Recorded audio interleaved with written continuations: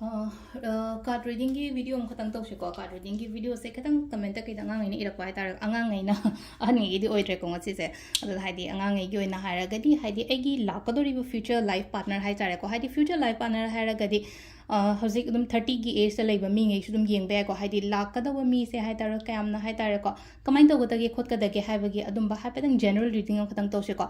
group ani thong na khai dok ke ko haidi group ani sida aina pai ba nung ani se ko amadana koina rose quartz lere amadana citrine lere ko haidi citrine gi energy se yeng sira na traga rose quartz ki energy se khanjira ama khanbiro ko aduga sida leina ko haidi ai gi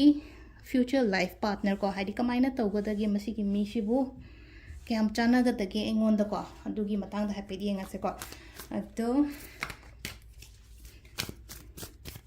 aham bagi group 1 se koina citrine khai to e ko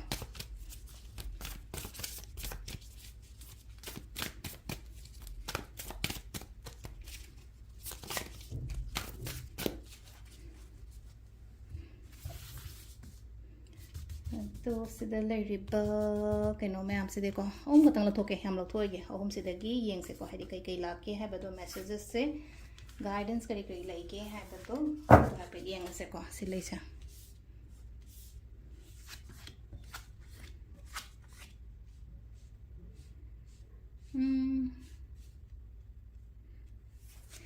हजिकी ओइना हारगा दिको हजिक केम त खनगनो को हादि मी ला ई लाक्ते गाइना केम खनगनो हादि अराप मी लाइना अदुम worry छनो अदुम खंगनो केसु काइदे को हादि flow से अदुम चकलो हजिक से हेतार को हादि एगी life से दा हादि को चाना बमी एम त लाक्त्रे कमाइ तौनी होनी गाइना हजिक टेंशन स्कैम त लोगनो को सिलाई से हेतार को लाकदोरी मत हजिक हजिक से कतंग हाइतार को पोचिंग से अना हेक पामजब नत्रगा हाइदि अना हेक परफेक्ट पार्टनर नत्रगा हाइदि कंपैटिबल ओइब रिलेशनशिप हजिक हजिक से लाक्तब ओइना ओयबा खंब्रा अदो लाक्तब ओइना ओय अदो हाइदि फ्लो से दुम चलो अदो से लेना को हाइदि ईश्वरना तंबा मा आइगि दमक अफबा माइ लाक्सजनी दा काइन अदुमाइना खंदोकबिबा हाइतार को सिलाई से को अदोना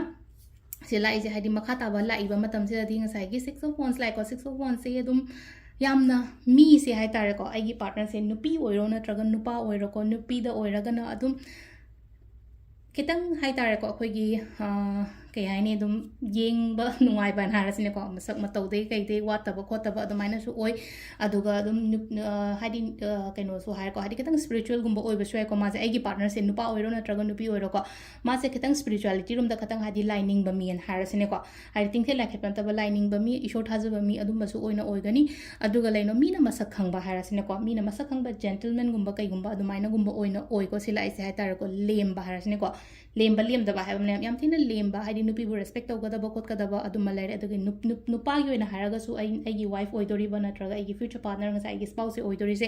हाइदि मांगोंदसु चिंग लेमबा खोनबा अदुमाइ तौर लेको अदो हजिकी ओइना हारगदे हजिक लाक्ते हजिक लेते नत्रगा हजिक लेरिबा पोचे हाइतारे को सिसिने हेता आइगी कइनो तौने हाबदि लेते बा हाइदि मखा ताबा हजिक हजिकी ओइना हारगदि को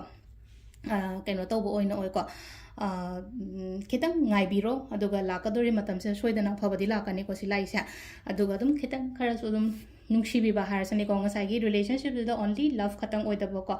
love respect ko dum ba mayam su dum thamna gani ko hadi mana so respect to bi gani aina su ma respect to gani se leise ko hadi only just ngasai gi relationship the nungsi na haraga hadi sum mingon the respect to dum so ya with na ko phadana nungsi na raga so sida nam kind love and respect se leiba ko pa dumaina oina oiri ko sida haji se matam khatang piyo shada हाइदि को हाइदि पास की नुआइतब खोतबगुंबा लेरगदि को just try to heal yourself first ने सिलाइसे को मतम पियो शादा खतंग अदुगा स्पेस पियो अदुगा हाइदि अनोब रिलेशनशिप गुंबा कइगुंबा लाक प्रेम ब्रेस को सिसेना अखोगी अहमबगी सिट्रिन खनबंगाई की ओइना ओइरे को मथंगी को रोज क्वार्ट्स के मु येंगसे को रोज क्वार्ट्स ना करी एनर्जीज लाके हैबतो अदुमसु यमिनरसे मथंगी सेना अखोगी रोज क्वार्ट्स खनबंगाई को रोज क्वार्ट्स की ना करी गाइडेंस लाके हाइगी पार्टनर की मतंगदा अदु येंगसे को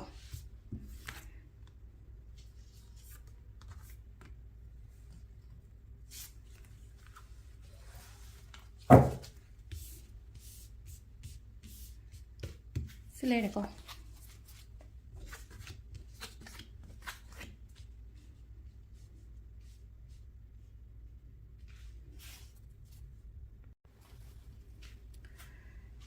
Sida laise relationship se amakak ending oiraga inong nong lalakpa moina tawre ko ending oiraga hadi breakup kumba kai gumba leiram ki basu yai ko hana hana khangnaram ba mi ama oiro ko hadi bani se tonga tonga lambi loina ma hadi separate lambi da chatna gare ko hadi chatna garaga hojiki oina haraga di hojik sida leina ko hadi khwai first thing hadi ishada matam piba mayam darkar ro ko hadi heal tawona ha ko sida khitang nungai taba khotaba khra leiri ko aduna khitang heal tawa ma darkar oi adagi keno harasne ko hadi chatpa khotpa an harasne ko samna hadi change kumbadi la o haina di piri ko sida hadi ai goina la kadori matam se ahongba achouba ahongba ma dumaina piru o haina di piba mamang da khoina leina ko kitang nungai taba khotaba kitang thodo kumba kai gumba thombe ai ko relationship ki kai matang da haitare kuina sangna loina raga hadi tonga tonga na chatna gi gumba lambi to khaina gi gumba chanarakta dana hadi mo chanarakta na ta tinarakta na hadi mana magi site aina igi site dumaina gumba leibodo hojik se haitare ko hojik matam se phajana di piri ko pi shu pibiyo pi da bangai oiraga chu piyo ma isai tanda matam piyo me time haiba haitare ko ai goi matam aina khaido hadi loi to kharse batai te loi to kharse ai goi matam ai su important oi ko haina khalaga ai goi me time aina khaido ithanda mi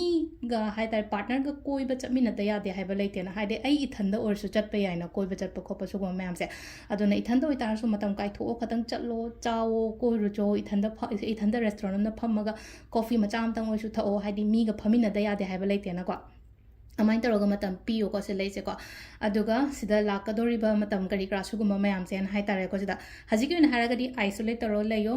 aduga aigi partners kai kagi adumaina adugi matang da haraga di dum sida leino ko educated oiba mi gumba kai gumba hate hotna ba kan ba person gumba kai gumba adumaina la o kholo haina adumain di la ko sida la isa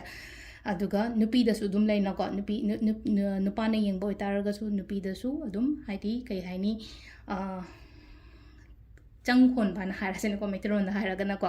adumai taroga ing tapa mi gumba adum aingon da thena waina pi nupa ai nupi na yengba ngai oiraga na hadi nupa se educated oiba hono ba kan ba person gumba kai gumba ha tare ko adumai na oina lai ko silai se ko ado sida leire khoi gi oina hadi handak ki haraga dinga sigi oina relationship ki matang gi reading ko do sida man yeng birase atuga positive lakpa result ngai oina ha tare ko just claim those energies ko thank you